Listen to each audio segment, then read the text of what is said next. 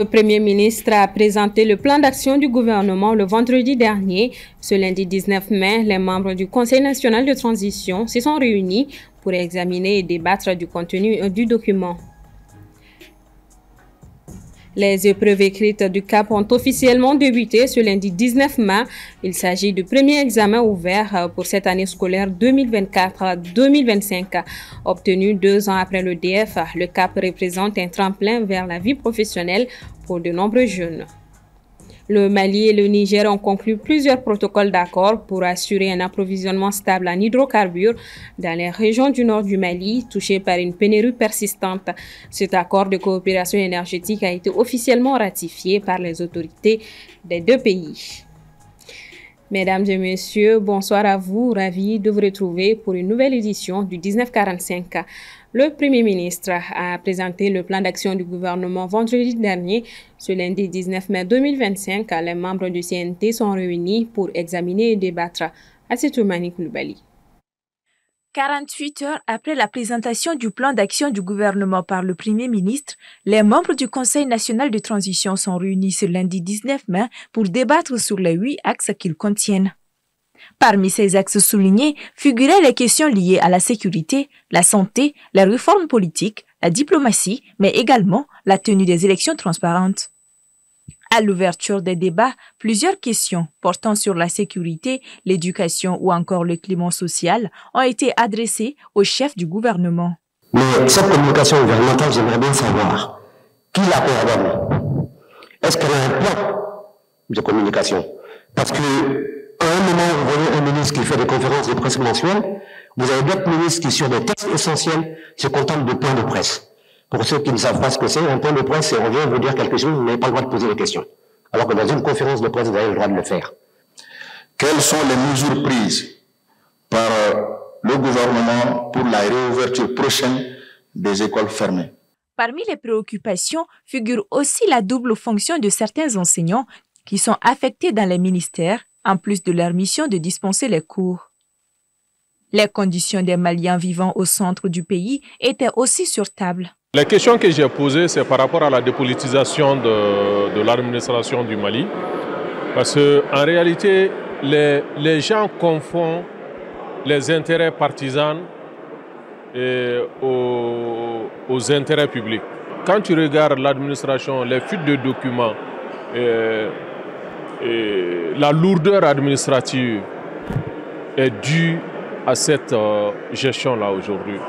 Mais il faut le dire, parce qu'aujourd'hui, les enseignants-chercheurs, quand les enseignants-chercheurs quittent les établissements, ils se retrouvent dans les bureaux. Les deux préoccupations ne peuvent pas aller ensemble. Il faut vraiment mettre tout ça à plat pour vraiment qu'on puisse aller vers une réelle refondation. Les réponses, ce n'est pas seulement les paroles seulement. J'aimerais qu'on agisse en réalité. J'aimerais qu'on envoie des délégations pour voir réellement ce qui se passe sur le terrain et pouvoir apporter des solutions adéquates à tout ce qui se passe au centre du pays, surtout dans la région de Bandiagara, ce qui se passe. Et ainsi que partout au Mali, partout où il y a des situations, au lieu de parler, j'aimerais qu'on se rende sur les lieux pour pouvoir vraiment apporter des solutions adéquates. À noter que les membres entendent la pleine prise en compte de leurs préoccupations afin de répondre comme il se doit aux aspirations des populations maliennes. Nous y reviendrons dans nos prochaines éditions. Parlons éducation. La toute première enveloppe pour les examens de fin d'année au titre de cette année scolaire 2024-2025 a été ouverte ce lundi 19 mai. Il s'agit de celle des épreuves écrites du certificat d'aptitude professionnelle obtenu seulement 2 ans après le DF. Le CAP est le premier diplôme académique qui ouvre les portes de la vie professionnelle. Soumaïla Fani. Cette année 2025, ce sont 16 207 candidats qui cherchent à décrocher le certificat d'aptitude professionnelle CAP, parmi lesquels 12 978 sont candidats libres contre 3 229 candidats irréguliers. Premier à entrer en lice dans cette phase des épreuves écrites des examens de fin d'année, le CAP dont les premières enveloppes ont été ouvertes ce lundi 19 mai continue jusqu'au jeudi prochain. Les examens, c'est des épreuves C'est des genres de courses d'obstacles, mais chacun y va avec ses moyens. On ne vient pas en trichant, en mettant je ne sais quelle potion magique dans votre poche ou dans votre café du matin pour penser que le reste viendra tout seul. Non, ça ne vient jamais tout seul, ça vient avec vous. C'est vous qui apportez ce qui doit être apporté.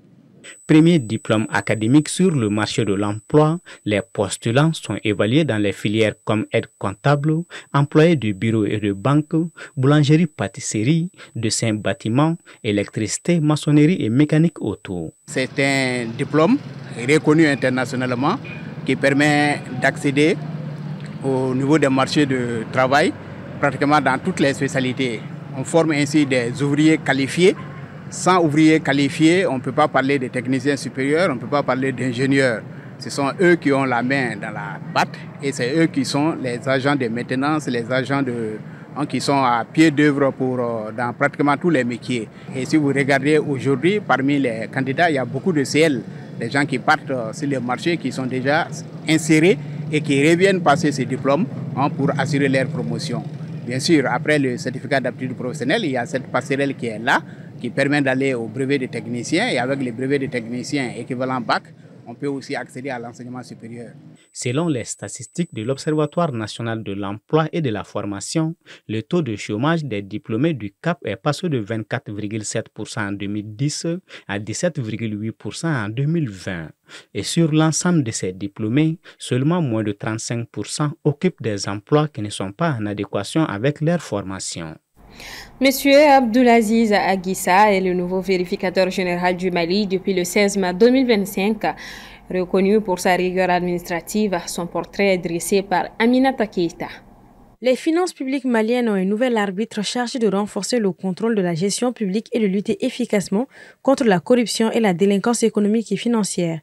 Il s'agit d'Abdoulaziz Aguissa, nouveau vérificateur général. Il succède à Samba Alhamdou Babi en poste depuis 2018. Administrateur civil et membre du corps préfectoral, le nouvel arbitre n'est pas une figure politique et n'a aucune présence médiatique. En revanche, c'est un technicien qui a évolué au fur du temps dans l'administration. Le poste stratégique de vérificateur général requiert une solide expérience dans les rouages de l'administration publique, une chose qui correspond à Abdoulaziz Aguissa. Monsieur Aguissa est un administrateur chevronné qui dispose d'une longue carrière au sein du corps préfectoral. Il est réputé rigoureux et attaché aux principes de bonne gouvernance. Officier de l'Ordre national du Mali, il a également été secrétaire général du bureau du vérificateur général, donc connaît parfaitement la maison et les exigences du poste car il a lui-même été au peigne fin de tous les dossiers de l'institution. Le poste stratégique de vérificateur général revêt une importance capitale dans le dispositif institutionnel de redevabilité. Depuis sa création le 25 août 2003, cette institution indépendante remet chaque année au chef de l'État des rapports qui mettent en lumière les faiblesses administratives et les irrégularités dans la gestion publique. Pour le nouveau Végal, ces rapports seront très attendus par les instances judiciaires et législatives, mais aussi par les citoyens, la société civile et les médias, chacun voulant s'informer sur la gestion des fonds publics de l'État. Monsieur Aguissa devra donc contrôler efficacement la gestion des ressources publiques de l'État, et ce de façon impartiale et stricte car c'est l'unique autorité administrative indépendante de contrôle externe des finances publiques au Mali. La prestation de serment dont la tête n'est pas encore connue se fera devant la Cour suprême où il jurera de se comporter en digne et loyal vérificateur. Je l'annonçais au sommaire, le Mali et le Niger ont signé plusieurs protocoles d'accord visant à garantir un approvisionnement stable et régulier en hydrocarbures des régions du Nord confrontées à une pénurie constante de carburant.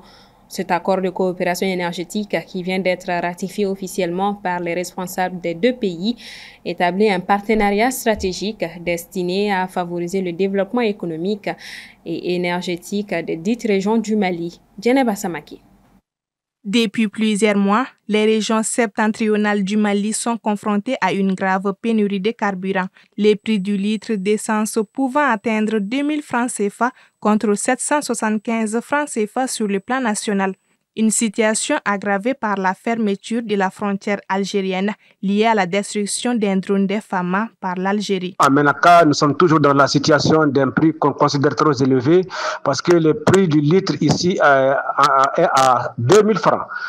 Peut-être quand vous allez payer, peut-être en gros, souvent ça revient à 1750, mais en tout cas, le top, c'est 2000 francs le litre. Ces constats amers nécessitent des actions urgentes. Après l'escorte militaire de 40 citernes en provenance du Niger pour Gao il y a quelques semaines, les deux pays ont décidé de formaliser cet approvisionnement afin qu'il soit suffisant et régulier pour les régions du Nord. Les autorités nigériennes se sont engagées à fournir des hydrocarbures aux régions sur une période de 3 ans, allant de 2026 à 2028. La signature de ces protocoles d'accord est donc un offre de soulagement pour les populations si toutefois elles venaient à se concrétiser. Vraiment, ça nous enchante beaucoup. Mais cela ne peut arranger Menaka que lorsque la frontière Menaka-Niger soit ouverte. Elle est distante seulement de quelques kilomètres en passant par André-Boukan. C'est la seule manière qui va faciliter l'approvisionnement, non seulement en carburant, mais aussi en d'autres denrées très nécessaires.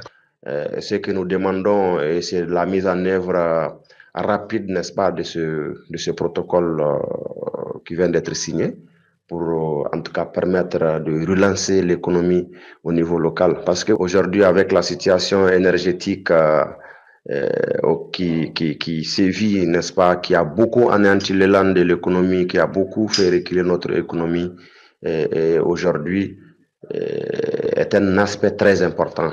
Nous voyons aujourd'hui la corruption qui gangrène notre société.